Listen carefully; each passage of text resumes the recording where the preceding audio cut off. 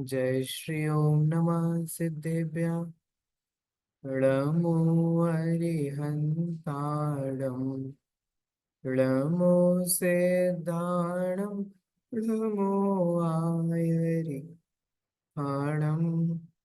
नमो वज्रायाणं नमो लोये सवसाहुणम् मोक्षमार्गस्य नेतारं भेत्तारं कर्मभूभृतां ज्ञातारं विश्वतत्त्वानां वन्दे तद्गुणलब्धये तीन भुवन में सा वीतराग विज्ञानता शिव स्वरूप शिव का नमः त्रयोग समारिके। चलिए, जैन कॉस्मोलॉजी को अपन पढ़ रहे हैं और जैन कॉस्मोलॉजी को हम तत्वार सूत्र के तीसरे अध्याय के माध्यम से पढ़ रहे हैं। तीसरे अध्याय में अभी तक हमने बहुत अच्छी अच्छी चर्चाएं की हैं, आप लोगों को याद होगा। और मुझे लगता है कि आप बहुत सारी नई नई जानकारियां भी हासिल कर रहे होंगे, नई नई बातें भी आपको पता लग रही होंगी, है ना। और उसके साथ साथ, है ना, हम धर्म मार्ग में भी कैसे आगे बढ़ सकते हैं, उसके लिए हमें क्या क्या विचार करने की जरूरत है, वो भी बहुत सारे पॉइंट्स आपको ख्याल में आ रहा होगा। अभी तक जो हमने पढ़ा उसका मैं आपको क्विक रिवीजन दे देता हूँ। हमने अभी तक अधोलोक के बारे में पढ़ा, अगर हम तत्वार सूत्र की बात करें। ठीक है, हम लोगों की सेकंड यूनिट कंप्लीट होने वाली है, आपके 2 मॉड्यूल्स जो हैं वो कंप्लीट होने वाले हैं। ठीक है, लगभग आधा पोर्शन आपका कंप्लीट होने वाला है। तो हमने फर्स्ट मॉड्यूल में जो देखा था उसमें हमने क्या क्या चीज़ें देखी थी। 3 लोक, 3 लोक का स्ट्रक्चर कैसा क्या है, किसके क्या नाम है, वातवलय क्या है ना, रसनाड़ी आदि क्या व्यवस्था होती है, वो हमने इसका ओवरव्यू देखा था 3 लोक का, जिसमें ये सारी चीज़ें हमने पढ़ी। फिर हमने स्टार्ट किया था अधोलोक से, वो हम तत्वार सूत्र के थ्रू समझ रहे थे। सबसे पहले तत्वार्थ सूत्र के तीसरे अध्याय में 7 पृथ्वियों के नाम हैं, और वो नाम उनके प्रभा की अपेक्षा से हैं। ठीक है, यद्यपि अंधकार में ही होता है, ठीक है, तथापि वहां प्रभा की अपेक्षा से वो बताया। रत्न, शर्करा, बालुका, पंक, धूम, तम और महातम, ये उन 7 पृथ्वियों के नाम हैं। हमने देखा था 7 पृथ्वियां होती हैं। पहली पृथ्वी जो रत्न प्रभा है उसके 3 भेद हैं। कौन कौन से? खर भाग और अब्बुल लास्ट वाला, खरबाग, पंख भ्राग और अब्बुल। अब्बुल भाग। और कितने पटल हैं? फिर हमने पटल्स भी देखे थे, है ना, तेरा हर पटल। 13 पटल। तो अब्बुल भाग में 13 पटल हैं। ठीक, खर और पंख भाग में तो देव रहते हैं। ठीक है, और व्यंतर जाति के देव और अ, अम्बरीश आदि जाति के देव जो हैं वो खर और पंख भाग में रहते हैं। तीसरे से नरक चालू होता है जिसके 13 पटल हैं। ठीक है, ऐसे ही प्रत्येक नरक के हमने पटल भी देखे थे। वो कितनी मोटाई क्या है, उसकी चौड़ाई क्या है ना, लेंथ क्या है, ब्रेड्थ क्या है, ये सारी चीजें जो है वो हमने यहाँ पर देखी थी। फिर हम्म, ये हो गया। फिर हमने देखा था नरक के बारे में एक साधारण बात, कि नरक में क्या होता है। नरक में एक तो हमने नारकी वगैरह क्या होता है वो पढ़ा था, वो बहुत अच्छा था, वो ध्यान रखिए, क्योंकि बहुत सारी मीनिंग्स देखी थी हमने। नारकी का मतलब क्या होता है। फिर नारकी जीव जो होते हैं उनकी नित्य ही अशुभ लेश्याएं होती हैं, है ना, उनके अशुभ परिणाम होते हैं। परिणाम का मतलब स्पर्श रस गंध वर्ण है, देह है, वेदना है, विक्रिया है, ये सब अशुभ ही अशुभ होता है। कल हमने क्या देखा था इसके बाद? कल हमने फिर 2 चीजें देखी। पहली बात ये देखी कि वे नारकी जीव परस्पर एक दूसरे को दुख उत्पन्न करते हैं, एक दूसरे को दुख उत्पन्न करने वाले होते हैं। और इस पे सोने पे सुहागा क्या होता है? और इस पे सोने पे सुहागा ये होता है कि तीसरे नरक तक तो अम्बरीश जाति के जो देव हैं वे नीचे नारकियों में परस्पर भिड़ाते हैं, लड़वाते हैं, पिटवाते हैं, मार काट मचाते हैं। है ना। इस तरीके से ये अभी तक हमारी चर्चा यहाँ पर हुई थी। ठीक है, चलिए अब अपन इससे आगे बढ़ते हैं। और अधोलोक की चर्चा का ये अंतिम सूत्र है। ठीक है, फिर उसके बाद किसकी चर्चा शुरू हो जाएगी? फिर चर्चा शुरू हो जाएगी मध्यलोक की।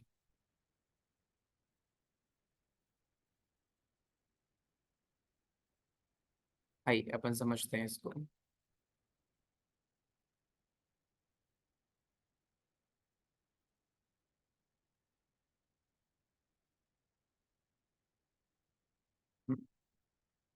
तेषु एक त्रि सप्तदश सप्तदश द्वाविंशति त्रय त्रिंशत् सागरोपम सत्त्वानां परा स्थिति। स्थिति, ड्यूरेशन, टाइम, माने यहाँ किसकी बात चल रही होगी? नरक की स्थितियों की। और नरक कितने हैं? नरक के 7 भेद हैं। ठीक है, और उन 7 नरकों में परा स्थिति, परा स्थिति का मतलब होता है उत्कृष्ट उत्कृष्ट। स्थिति। ठीक है, तो सातों ही नरकों की जो उत्कृष्ट स्थिति है वो यहाँ पर बताई जा रही है। ठीक है, आइए उसको अपन समझते हैं। तो कितनी कितनी होती है उन नरकों में? तो उन नरकों में उत्कृष्ट स्थिति शुरुआत होती है एक, तेषु एक, एक सागर से। ठीक है, 3 सागर, 7 सागर, देखो त्रि सप्त दश, फिर 10 सागर, फिर सप्तदश 17 सागर, द्वाविंशति, विंशति माने 20, द्वा माने +2, ठीक है 22। ठीक है, तो 22 सागर और त्रयस्त्रिंशत और 33, 33 सागरोपम, ये क्या है? उन नारकी जीवों की, नरकों की उत्कृष्ट स्थिति है। तो कैसे लगाएंगे? एक एक नरक का नाम बोलते हुए लगाइए आप लोग, ताकि आपको नाम याद हो, सब चीजें हो। और अलका जी के बैकग्राउंड का आप आधार ले सकते हैं चीटिंग के लिए। बोलिए, शुरू कीजिए। सर, रत्न प्रभा की 1, हम्म। शक्रा प्रभा की 3, एक मतलब क्या? एक साल, एक महीना, एक दिन। सागरोपम एक सागर। एक सागर, एक, एक सागर, अच्छा अच्छा, ठीक। और आगे? बालुका प्रभा की 7, हम्म। के बाद में पंख प्रभा की 10, धूम प्रभा की 17, तम प्रभा की 22 और महातम प्रभा की 33 सागर, हम्म। 33 सागर। 33 सागर। अब यहाँ बार बार सागर सागर कहा जा रहा है। ठीक है, तो ये जैन मैथमेटिक्स है, और जैन मैथमेटिक्स में उनके जो बहुत। टर्म्स होते हैं ये उपमान के अंतर्गत होते हैं। इसको उपमाएं दी जाती हैं। जैसे सागर कहा जा रहा है, कोई कुछ कह रहा था क्या? नहीं। तो सागर जो कहा जाता है, वो सागर का मतलब क्या होता है? सागर मतलब एक बहुत सामान्य मतलब समझना हो तो सागर का मतलब क्या होता है? समुद्र। और समुद्र में कितना जल होता है? अगाध। किस समुद्र की जो उपमाएं दी जाती हैं वो किस लिए दी जाती हैं? Also cannot measure. हाँ, तो जैसे हम ऐसे समझ सकते हैं कि जैसे समुद्र में बहुत अधिक जल होता है, उसे मापा नहीं जा सकता। ठीक है, ऐसे ही नरक में जो देवों, सॉरी, नारकियों की आयु होती है, अथवा देवगति में भी देवों की जो आयु होती है, उनको सागर में नापा जाता है। आपने सुना होगा देवों को जब पर्यायवाची कहते हैं, तो देवों के पर्यायवाची सिनोनिम्स पता है आप लोगों को?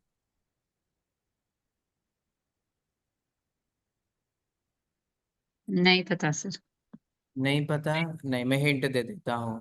भक्तामर स्तोत्र का पहला काव्य की पहला शब्द क्या है? वो शब्द पहला। अमर, हम्म, अज, अमर, मैं खुद अविनाशी। मैं खुद ही वो शब्द बोल रहा हूँ। भक्त। भक्तामरी है। भक्तामरी। भक्तामरी। भक्तामरी शब्द ही है, भक्तांबर नहीं है ना। नहीं, अमर। भक्तामर है। भक्तामर, भक्त अमर, अगर संधि विच्छेद करेंगे ना, भक्त प्लस अमर, तो वो बनेगा भक्तामर।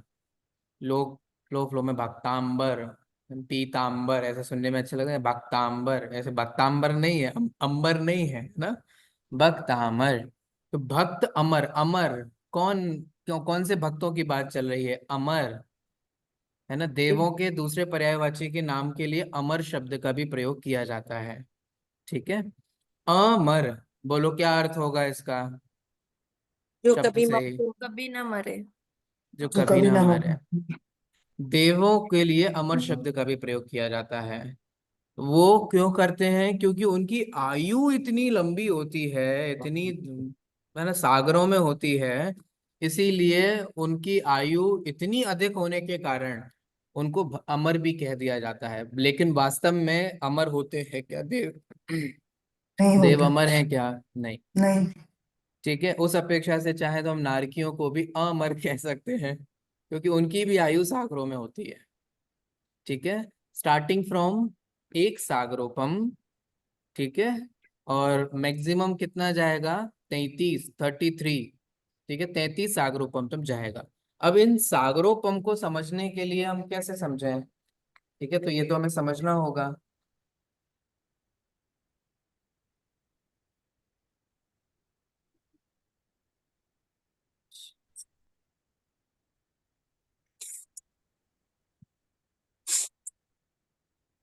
सागरोपम को तो अपन को समझना होगा। चलिए आइए अपन सागरोपम को समझते हैं। तो सागर किसे कहते हैं? सागर को समझाने के लिए हमारे आचार्यों ने कहा कि भैया तुम बुलडोजर लेकर के आओ। ठीक है, अब बुलडोजर लेकर के आओ, क्यों? क्योंकि आपको गड्ढा खोदना है। अब यहाँ हमें गड्ढा खोदना पड़ेगा ताकि हम सागर को मेजर कर सकें। तो हम सागर को कैसे समझ सकें, उसके लिए देखिए आचार्य क्या कहते हैं कि 2000 कोस गहरा और 2000 और इतना ही चौड़ा, 2000 कोस। ठीक है, अब हम ये कोसों में बात कर रहे हैं।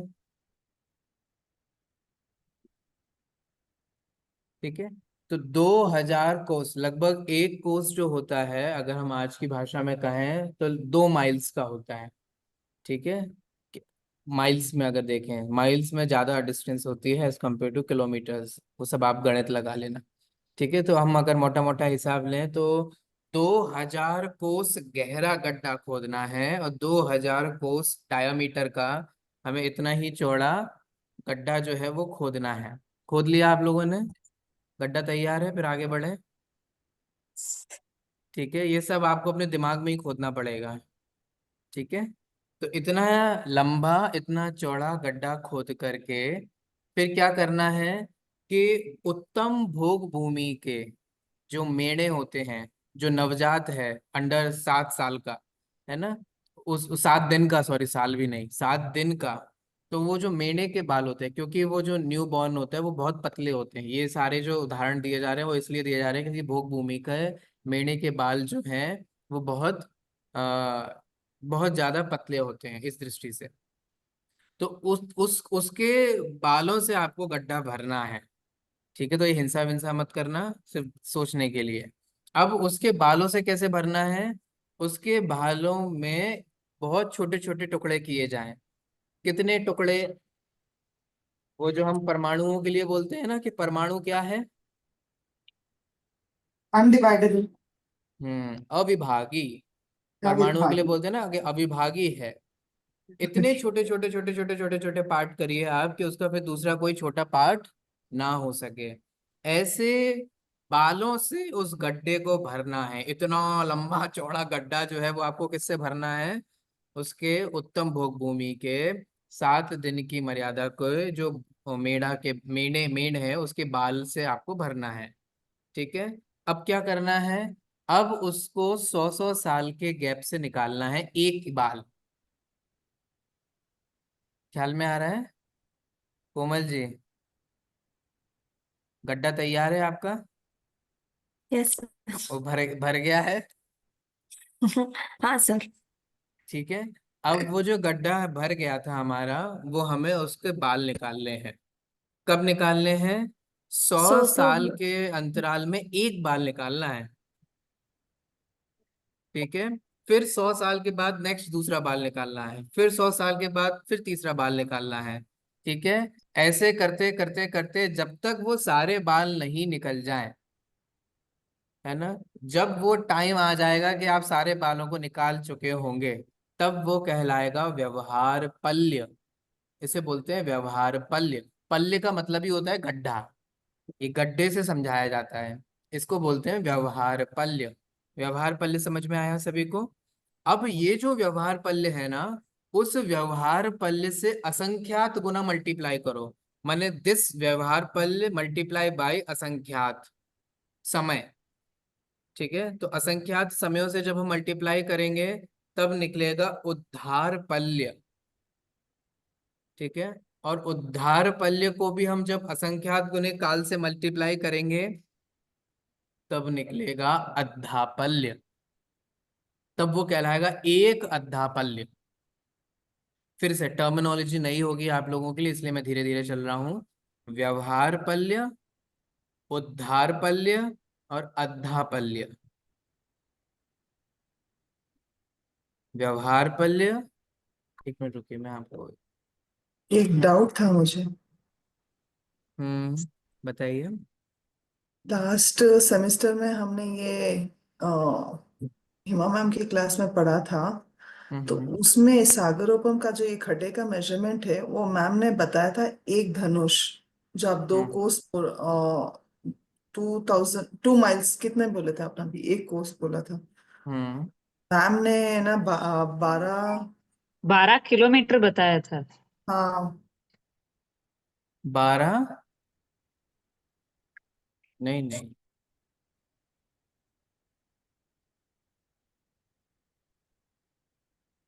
देखिए। नहीं, शायद 12 योजन कुछ था, आई डोंट 12 नो, एक नहीं, योजन मैम बारह ने बोला किलोमीटर था हाँ, नहीं, एक योजन धनुष। एक है, देखो। एक योजन योजन, होता है। हाँ, योजन की अपेक्षा से अगर अपन देखेंगे तो वो एक योजन होगा। ठीक है, और कोस की अपेक्षा से देखेंगे तो वो 2000 कोस का होगा। इतना एक योजन चौड़ा, एक योजन गहरा गड्ढा जो है ना, वो उत्तम भोग भूमि के जो है उसके 7 दिन तक के मेढ़े के बाल के अग्रभाग से इतनी, वो सब उससे गड्ढे भरने होंगे। ठीक है, तो ये कहलाता है व्यवहार पल्य। मतलब वो भरा हुआ गड्ढा में से एक बाल निकालेंगे। हाँ, सौ तो साल में ऐसे, एक बार। तो वो एक, तो वो हुआ व्यवहार पल्य कि पूरा नहीं, निकाल। जब तक पूरा खत्म नहीं हो जाता। तो वो एक व्यवहार पल्य। ओके। हाँ, आप तो सोचो पल्लियों कितना का। टाइम है, सोच पा रहे हो? हाँ। सर बट मेरे व्यवहार को पल्य। मेरे हाँ, को किसी ने बोला अपना 1 ईयर और उनका 1 ईयर सेम नहीं होता है, उनका शॉर्ट होता है 1 ईयर। वो तो ऐसे बात है कि जैसे आपको कभी सुख के पल होते हैं तो सुख के पल जल्दी बीत गए ऐसा लगता है, दुख के पल होते हैं तो ज्यादा लगता है ना, वो तो वैसा वो है हमारे थॉट प्रोसेस में। ठीक है, हमारे हम जितना जल्दी समय बिता देते हैं, वो भोग में मजे मजे में मस्त रहते हैं, कब समय बीत जाता है पता ही नहीं चलता है। ये तो होता है ना अपने साथ भी, कि जब अपन आनंद में जीवन जी रहे होते हैं तो कब निकल गए वर्ष पता ही नहीं चलता। आप लोग सोचो ना, अपनी अपनी एज देखो, आपकी जिंदगी का उतना भाग चला गया है, आपको फील होता है उतना? सोचो। मैं ही कभी कभी सोचता हूँ कि मुझे बेंगलोर आए हुए 1 साल से ऊपर हो गया, बट मुझे लगता है अरे अभी तो आए थे। अब आप सोच पा रहे हैं कि कैसे हम कहाँ, तो ऐसे ही लगता है, ऐसे लगता है अरे अभी तो आए थे, इतना साल हो गया, ऐसा हो गया, ये हो गया, इतना हो गया। हमारे जीवन के कितने वर्ष ऐसे ही निकले जा रहे हैं, बट हमें खबर नहीं रहती। ठीक है, तो ऐसा नहीं होता कि उनका हमारा सेम होता है, हमारा सेकंड है तो उनका वो उतना है, ऐसा नहीं। नहीं, टाइम टाइम ही है। ठीक है, वो काल द्रव्य से मापा जाता है, काल द्रव्य पढ़ा था ना हमने। तो सोचो, जब तक वो पूरा गड्ढा खाली ना हो जाए, ठीक है, जब वो पूरा गड्ढा खाली हो जाता है तब कहलाता है व्यवहार पल्य। और उस व्यवहार पल्य को भी मल्टीप्लाई करो तब कहलाता है उद्धार पल्य। और उद्धार पल्य को भी असंख्यात से मल्टीप्लाई करो तब कहलाता है अद्धापल्य। इतना हो गया, अभी खत्म नहीं हुआ है, पहले यहाँ तक तो आ जाओ। फिर मैं आगे बढ़ू। इतना हुआ कि नहीं हुआ आप लोगों का? हो गया सर। यस। देखो कैलकुलेशन तो बहुत है, मैं आपको क्या कहूँ, क्या क्या बताऊं, ये समझ में नहीं आता। ये देखो, ये भी समझ लो। ये मैथमेटिक्स है कि उसमें कितने रोम होंगे। मैं तो पढ़ नहीं पा रहा हूँ। आप लोग पढ़ सकें तो जरूर पढ़िएगा, यहाँ से लेकर यहाँ तक।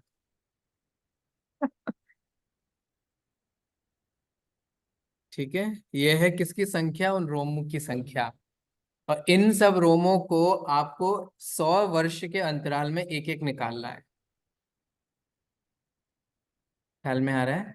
तो 100 वर्ष के अंतराल में एक, इसको बोला जाता है, ये है 45 अंक प्रमाण। अंक प्रमाण समझते हैं? जो वंस, टेंस, हंड्रेड ये पढ़ते थे ना। ठीक है, ऐसा ये कितने डिजिट्स का नंबर है? 45 डिजिट्स का नंबर है ये। और इस 45 डिजिट्स के नंबर में जितने रोम आएंगे, उतने हमें एक एक रोम को 100 100 साल के अंतराल में निकालना है।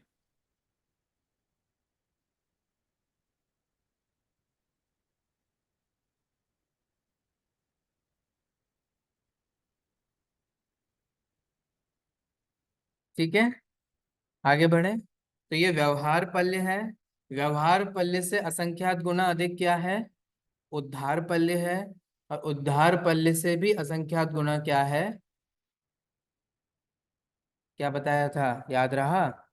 अधा पल्य। आधा आधा पल्य। आधा अधा नहीं, पल्य। अद्धा। हाँ वो। अधा। आधा। हम्म।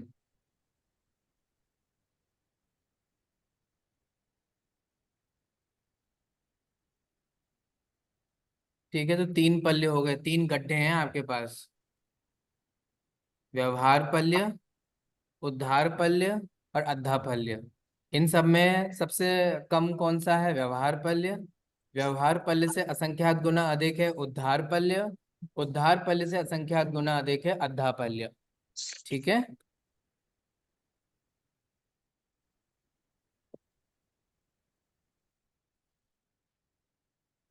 अब ये जो 3 पल्य होते हैं ना, ऐसे ही 3 सागर भी होते हैं। व्यवहार सागर, उद्धार सागर और अद्धा सागर। ठीक है, अभी आप इतने उसमें सूक्ष्मता से मत जाइए, इतना ही समझ लीजिए। ठीक है। तो इस तरीके से व्यवहार पल्य, उद्धार पल्य और अद्धा पल्य होता है। और जब ये जो लास्ट हमारे पास निकल करके आया ना अद्धा पल्य, वो 10 कोड़ा कोड़ी अद्धा पल्य का होता है एक सागर। क्या कह रहे हो? 10 कोड़ा कोड़ी। कोड़ा कोड़ी समझते हैं? वन क्या होता क्रोर है? Into 1 crore। 1 crore। ऐसे कितने? 10। 10। 10 कोड़ा कोड़ी। क्या? 10 कोड़ा कोड़ी अद्धा पल्य जो था, उसका कहलाता है एक सागर। ये कहलाता है एक सागर। और ये जो एक सागर है, ये कितनी किसकी आयु है ये? पहली नरक की। पहले नरक की उत्कृष्ट आयु, मैक्सिमम आयु है। सर घूम रहा है, बाम आम की जरूरत है। सर, हमने कुछ चैप्टर्स में पढ़ा था कि जो कर्मों का बंध भी होता है, सर्टेन टाइप्स का कर्मों का भी बंध, 10 सागरोपम ऐसे ऐसे था। तो अगर हम ये कर्म बंद करते हैं, मतलब without tapas we can not shed it, मतलब वो उसी टाइम उदय होगा, फिर उसका हम्म। उसके फ्रूट्स मिलेंगे। वो तो हमने मतलब स्थिति हम, पढ़ी थी, हाँ। तो हम्म। अभी जो हम कर्म बंद कर रहे हैं वो ऐसे सागर उपम तक चलते जाएंगे हाँ। अगर हम तपस्या ना करें अभी। हम्म। और अभी तो मोक्ष मिल भी नहीं चलते सकता। जाएंगे माने उनकी स्थिति तब आएगी। स्थिति का मतलब होता है वे कर्म उदय में तब आएंगे। उदय उदय में आएंगे, हाँ। ड्यूरेशन उनकी तब होगी, टाइम पीरियड जो है। ओके।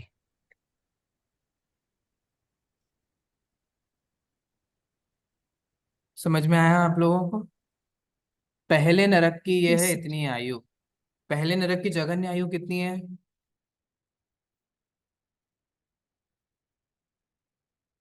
अंतर्मुहूर्त।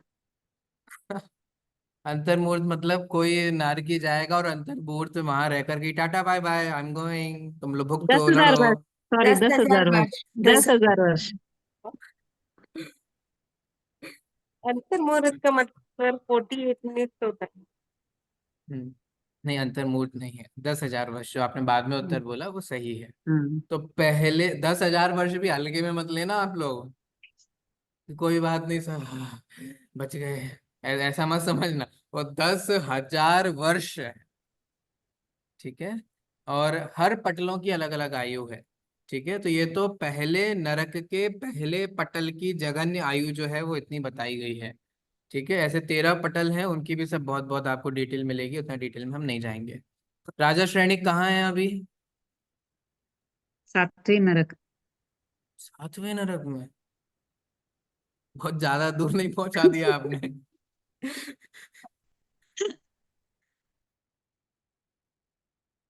सर चौथे वाले में। चौथे वाले में? अरे आप लोग तो मस्त आराम से, वो क्या 7 लोग हैं, सब एक एक नंबर बोल देंगे। वो हाँ वो गेम नहीं खेलते हो, एक ही डिजिट निकाल के, हाँ एक एक बोल दो सब।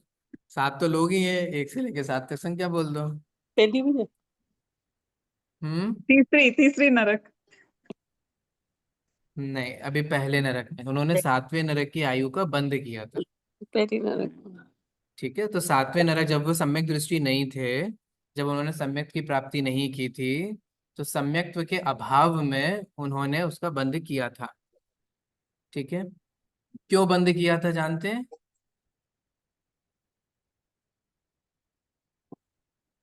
राजा श्रेणी को 7वें नरक का बंद हुआ था, क्यों हुआ था? ऐसा क्या काम किया था जो 7वें नरक का हुआ था?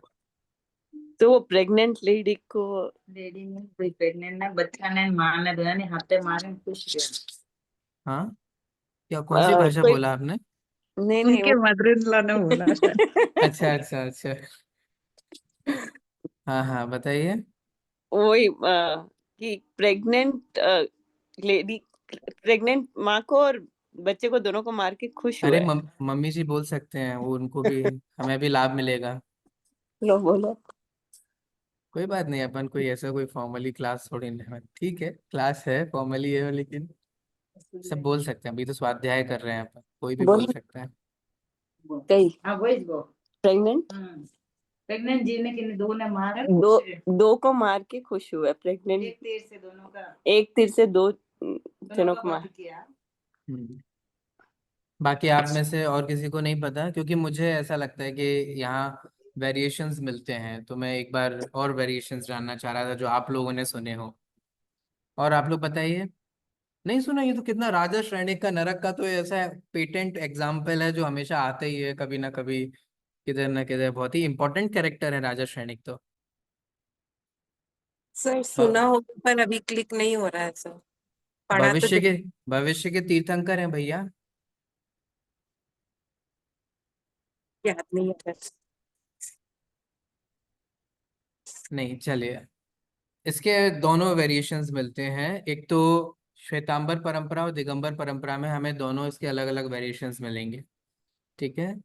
अम श्वेतांबर परंपरा में जो सुमन जी ने बताया वैसा उल्लेख मिलता है, ठीक है। उसके अलावा भी मिल सकता है, मेरे पढ़ने में नहीं आया है, इसलिए मैं आप लोगों से जानना चाह रहा था कि आप लोगों के पढ़ने में आया हो, क्योंकि बहुत फेमस है राजा श्रेणिक का।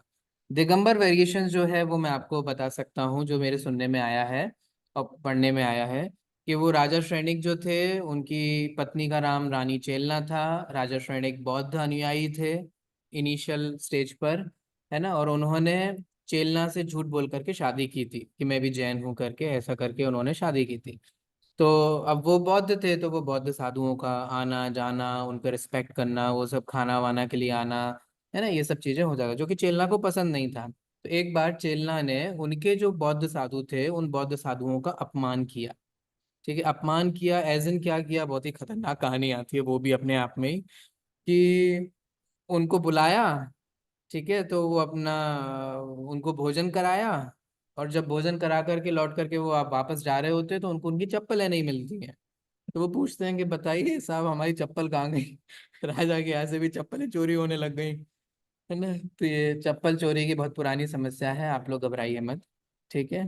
तो जब अब उनको लगा कि क्या है, कहाँ गए, किधर गए, क्या हुआ नहीं हुआ, है ना, तो फिर रानी चेलना उनका उपहास करते हुए कहते हैं कि आप तो सर्वज्ञ हैं, सब कुछ जानते हैं, आपको पता होगा कहाँ है, किधर है वो चप्पल, है ना। तो इस तरीके से कुछ उन्होंने अपमान किया उनका, है ना। कुछ ऐसा भी आता है कि उन्होंने वो चप्पल का अंश या चप्पल उनके भोजन में भी मिला करके उनको खिलाया या क्या किया, ऐसा पता नहीं, है ना। तो उन्होंने इस बात को, माने राजा सैनिक को ये दिखाने के लिए कि तुम जिनको नमस्कार करते हो और जिनको सर्वज्ञ मानते हो, उन्हें इतना ही नहीं पता कि उनकी चप्पल कहाँ है, उन क्या खा रहे हैं क्या नहीं खा रहे हैं, काय के सर्वज्ञ हैं। तो वो ये अपना पॉइंट प्रूव करने के लिए वो इस एक्सट्रीम तक चले गए, है ना। ठीक है। तो उनको बहुत ऑफेंडेड फील हुआ राजा सैनिक को। ठीक है, तो ग्रजेस अंदर में उन्होंने पाल लिया कि फिर कोई बात नहीं बेटा, है ना। आप लोग ऐसे मनुष्य गति में बोलते हैं ना, हर कुत्ते का दिन आता है, मेरा भी एक दिन आएगा है ना, मैं भी तुम्हें बताऊंगा एक दिन। तो ऐसा ही फिर जब वो एक बार जंगल में शिकार के लिए जा रहे होते हैं तो उनको जैन साधु को देखते हैं। जब वो जैन साधु को देखते हैं तो उन्होंने समझ गया, हाँ आज मौका है, दस्तूर है, आज मैं बताता हूँ। तो उन्होंने क्या किया कि उन पर शिकारी कुत्ते छुड़वा दिए। यशोधर मुनिराज उनका नाम आता है, यशोधर, ये पूरी कहानी है। तो यशोधर मुनिराज के ऊपर उन्होंने कुत्ते छुड़वा दिए, है ना, शिकारी कुत्ते जो बिल्कुल इंसान को खा जाते हैं। बट उन मुनिराज की मुद्रा को देख करके वे कुत्ते भी शांत हो गए। तो उन्होंने कहा अरे ये क्या हुआ, ये कैसे हुआ। तो उसे लगा ये कोई बहमी, कुछ चमत्कारी, कोई जादू आदि वाला इंसान है, अभी रुक बताता हूँ, ज्यादा तो चमत्कार कर रहा है ना। तो उन्होंने मरा हुआ सांप लेकर के उनके ऊपर डाल दिया। तो मरा हुआ सांप लेकर के डाल दिया, तो आप जानते हैं मुनिराज ने उपसर्ग समझ करके, अब वो उपसर्ग में है तो फिर अब वो एक ही आसन पर, एक ही उस पर विराजमान रहे, वैसे के वैसे ही रहे। और घर जाकर के वे थोड़े अपने काम काज में व्यस्त हो गए। फिर 2-3 दिन बाद वो रानी चेलना को बताते हैं, अरे सुनो सुनो रानी, तुम्हारे मुझे वो साधु मिले थे, जैन साधु जिन्हें तुम मानती हो, उन वो मुझे मिले थे जंगल में, मैं तो उनके ऊपर मरा हुआ सर्प छोड़ करके आ गया। तो रानी छेलना बहुत घबराने लग जाती है, अरे ये क्या किया आपने, ऐसा क्यों किया, ये नहीं करना चाहिए था। अरे तो वो कहते हैं अरे नहीं नहीं तुम चिंता क्यों कर रही हो, वो पाखंडी कब का उठ करके भाग गया होगा, वो तो ना बैठा होगा, है ना, तुम क्यों चिंता कर रही हो। तो कह रहे नहीं नहीं राजन, अगर वो जैन साधु होंगे तो आज भी वो वहीं बैठे हुए होंगे अपने उपसर को समझ करके, नहीं नहीं अपन को चलना चाहिए। तो वो ऐसे करके वो जाती हैं, देखती हैं, तो उसके पूरी चींटियां ही चींटियां, मरे हुए जीव पर वो उनके पूरी चींटियां चींटियां और ऐसे सूक्ष्म जीव उनका वो कर रहे हैं, ऐसा कर रहे हैं। तो सबसे पहले तो चींटियों को हटाने के लिए चींटियों को मारती नहीं है, सामने कुछ शुगर वगैरह इस तरीके की चीजें, मीठे पदार्थ को डाल करके चींटियां हटाती हैं, फिर सर्प हटाते हैं, है ना। फिर मुनिराज उन दोनों को ही सद्धर्म वृद्धि हो, है ना, तुम धर्ममय लगो, ऐसे इक्वली आशीर्वाद दिया। तो श्रेणी को बड़ा अचंभा लगा, अरे मुझ जैसे व्यक्ति को जिसने इनके ऊपर उपसर्ग किया, उसको भी, और ये जो चेलना है जो इनकी भक्त है उसको भी, दोनों को एक जैसा दिया, है ना। तो इस तरीके से उनके भावों के में परिवर्तन होता है और फिर वो बाद में सम्यक की प्राप्ति करते हैं। और फिर ये सारी चीजें, पूरी कहानी आती है। बहुत बड़ी कहानी थी, शॉर्ट में समझाई आपको। तो ये जो पूरा इंसिडेंस होता है ना, उनका उपसर्ग करना, ये इस तरीके से प्रवृत्ति करना, ये उनको तीव्र कषाय के परिणाम के कारण उनको ये 7वें नरक की आयु का बंद होता है। लेकिन बाद में सम्यक हो जाता है तो वो 7वें से घट करके, अब घट करके कहाँ तक आ जाता है, पहले पहले नरक। पहले नरक की जघन्य आयु कितनी है, 10,000 वर्ष। उत्कृष्ट आयु कितनी है, 1 सागर। राजा सैनिक की अभी कितनी आयु है, 10,000। 1000 वर्ष नहीं, 1 सागर होगा। नहीं। पहली नरक में है ना सर, हाँ। तो 1 सागर हुई। नहीं, ये तो मैक्सिमम है, आप समझ ही नहीं रहे हो, 10,000 बोला ना सर अभी तो। ये मिनिमम है, इसके बीच में है कहीं। बीच में भी है ये नेक्स्ट काल में ये आएंगे तो 21 मोर देन 50,000 ईयर्स तो बाकी है अभी। हाँ, तो 89,000 ईयर्स जो है वो उन्होंने नरक का बांधा था। ठीक है, तो वो 89,000 वाली जो है वो भोग रहे हैं। ठीक है, ये सारी चीजें हैं समझने की, अच्छी अच्छी चीजें हैं। चलिए आगे बढ़ते हैं। सर एक क्वेश्चन था, जिसको मिथ्या दृष्टि है वो क्या तीर्थंकर नामकरण बन सकते हैं? जब मिथ्यात्व है तब नहीं बांध सकते, बट वो उनको जब मिथ्यात्व था तब नहीं बांधा ना। सर हम तब तीर्थंकर बनने वाले हैं सर। हम्म। अगर तीर्थंकर नामकर्म की प्रकृति के बंधन की बात करें तो वो चौथे गुणस्थान से लेकर सातवें गुणस्थान तक के किसी भी गुणस्थान में बन सकती है। Thank you. आगे बढ़े। Yes, sir। चलिए, पहला नरक, दूसरा नरक, तीसरे नरक, इन सभी नरकों की जो आयु है वो हमने यहाँ पर समझी। ठीक है, ये आप लोग इसको ध्यान में रख सकते हैं कि सभी नरकों की, सातों नरकों की जो आयु है, तो किस किस नरक की कितनी कितनी आयु है, और ये भी किस अपेक्षा से है, मैक्सिमम की अपेक्षा से है। फिर मिनिमम क्या होता है, जो पिछले नरक की आयु, जो उत्कृष्ट आयु होती है वो नेक्स्ट नरक की जघन्य आयु होती है। तो माने दूसरे नरक की उत्कृष्ट आयु कितनी है, 33 सागर, तो जघन्य आयु कितनी होगी, 1 सागर। सागर। ठीक है, अब लगाना आ गया सभी में, हाँ। ऐसे यस। सभी में लगा लीजिए। ठीक है, सातवें नरक की उत्कृष्ट आयु है 33 सागर, जघन्य आयु कितनी होगी, 22 सागर। 22 22। सागर। है ना, 22 साल। इस तरीके से सभी में लगा लीजिएगा। चलिए, क्लियर हुआ आप सभी लोगों को। Yes sir. हम्म। नरक गति की प्राप्ति क्यों होती है। अच्छा, मैं इसको थोड़ा और रीफ्रेम करता हूँ क्वेश्चन को। नरक जाता ही क्यों है।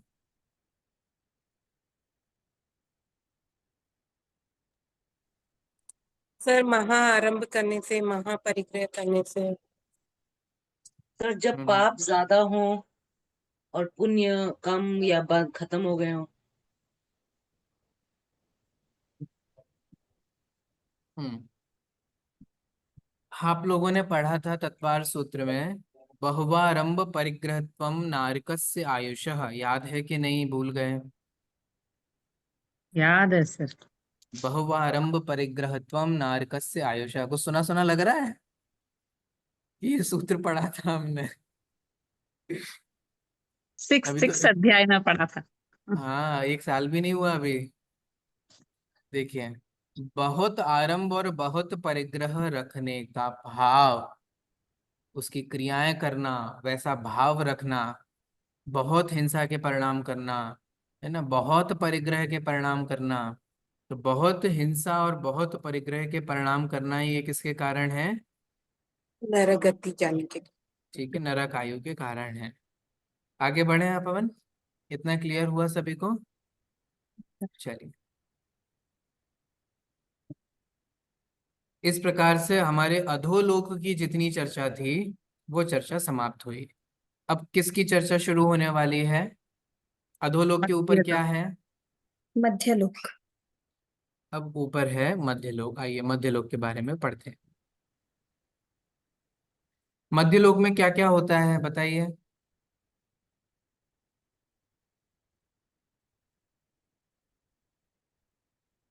मध्यलोक है कहाँ। सिर्फ त्रस्त नारी के बीच में। हम्म, मध्यलोक फर्स्ट इन लोग नरक के ऊपर, बीच में है फर्स्ट नरक के सर। टेरेस पर। Be नरक के precise. टेरेस पर। It's a better word. और सर उसके लिए सर इंग्लिश वर्ड यूज कर लिया। टेरेस पर। ट्रांसलेशन। अच्छा अच्छा, पता नहीं, नरक में कुछ टेरेस भी होता है ऐसा कुछ सर बट आंसर है। करेक्ट है ना, फर्स्ट नरक के ऊपर ही है। अब मध्य में है, ठीक है, तो ये तो हम कह सकते हैं ऊर्ध्वलोक के नीचे है, अधोलोक के ऊपर है। ठीक है, ओके तो ओके सर। हाँ, तो मध्य लोक जो है वो मध्य में है, ऑफ कोर्स की बात है, और इसको तिर्यक लोक भी कहते हैं क्योंकि ये तिरछा है। अभी नरक कैसे थे, अधो अधा, नीचे नीचे थे ना, ठीक है। तो लेकिन मध्य लोक में ऐसा नहीं है। मध्य लोक ये ऐसे, अब जो हम पढ़ने वाले हैं वो हम ऐसे ऐसे नीचे नीचे नहीं पढ़ने वाले हैं, अब हम ऐसा ऐसा पढ़ने वाले हैं। तो वो तिर्यक है, वो तिरछा है, वो फ्लैट है। ठीक है, अब वो फ्लैट है, कैसा है, क्या है, आइए उसके बारे में पढ़ते हैं, समझते हैं। सबसे पहले मध्यलोक कहाँ है, त्रसनाड़ी में। त्रसनाड़ी में किधर है,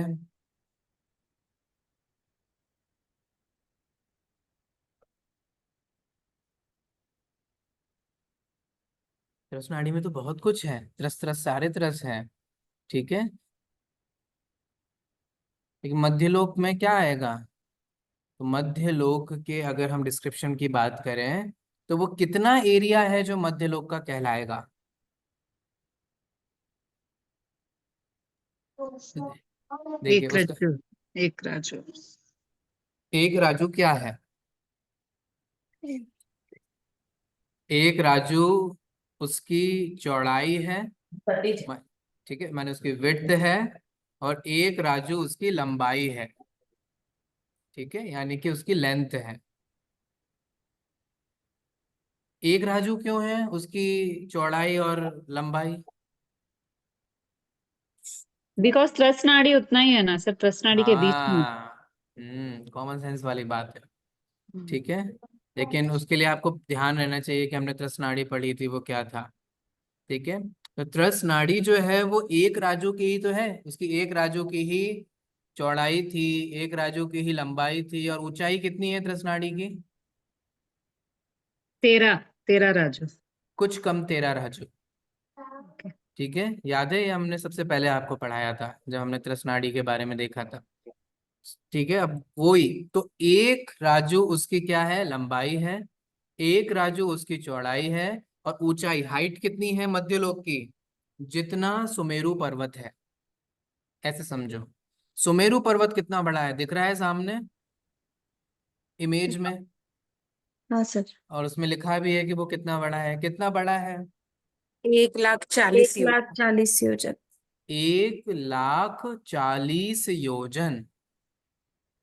एक योजन कितना होता है? 12 किलोमीटर।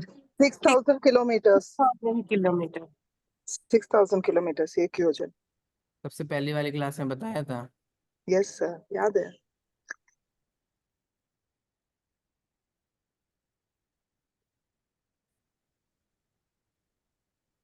अरे ये क्या,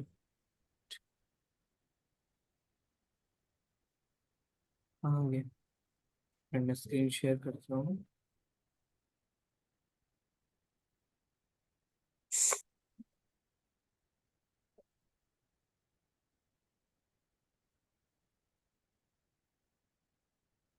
ये है मध्यलोक, ठीक है। तो इसके हम मेजरमेंट्स क्या क्या है? एक राजू उसकी लंबाई है, एक राजू उसकी चौड़ाई है, और ऊंचाई कितनी है? 1,40,000 योजन, ठीक है। तो 1,40,000 योजन प्रमाण क्या है, उसकी ऊंचाई है। चलिए अंतिम बात पढ़ते हैं और फिर खत्म करेंगे, समय भी हो गया आपका। मध्यलोक में कौन कौन रहता है? हमने अधोलोक में देखा था ना, अधोलोक में कौन कौन रहता है?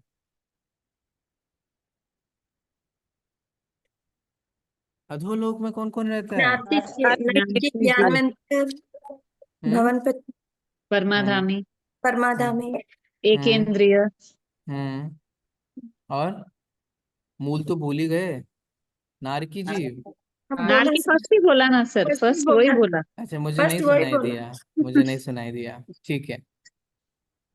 अब बताइए मध्यलोक में और कौन कौन रहता है? मध्यलोक में कौन कौन रहता है? यहाँ तो भैया आप ही लोग रहते हो, बताओ भाई। मनुष्य, तिर्यंश, तिर्यंश, वयंकर देव, मनुष्य हैं, ठीक है। तिर्यंश, और तिर्यंश, तिर्यंश तिर्यंश, हैं, तिर्यंश तो नीचे भी रहते हैं, यहाँ वाले तिर्यंश और नीचे वाले तिर्यंश। त्रियंश पंचेंद्रिय सर। पंचेंद्रिय।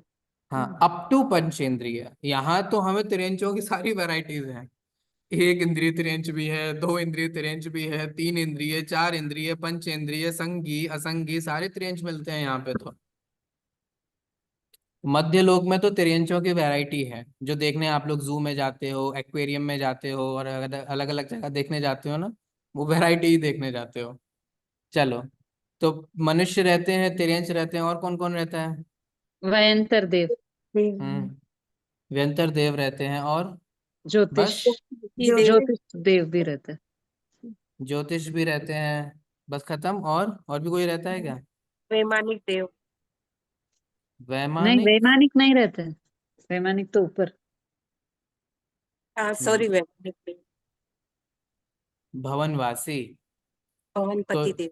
हाँ, मध्यलोक में मनुष्य रहते हैं, एक इंद्रिय से लेकर पंचेंद्रिय तक के तिर्यंश रहते हैं, देव, देव के 4 भेद होते हैं, भवनवासी, व्यंतर, ज्योतिष और वैमानिक।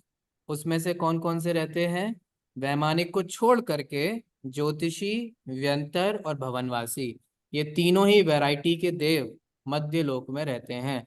तो हे मनुष्य, अपना कब्जा करना बंद कर, ये सोचना बंद कर के तुम्हारा ही अधिकार है इस मध्य लोक पर।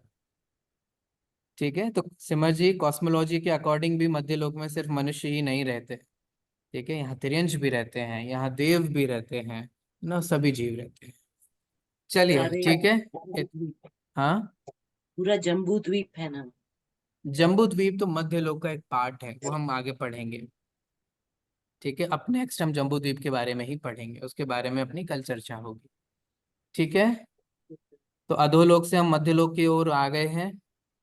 अब बाकी की चर्चा अपन कल कर लेंगे, नेक्स्ट जो हमारी क्लास होगी तब कर लेंगे। ठीक है, यस सर। चलिए, सभी को जय जिनेंद्र। जय जय जिनेंद्र। शंकर।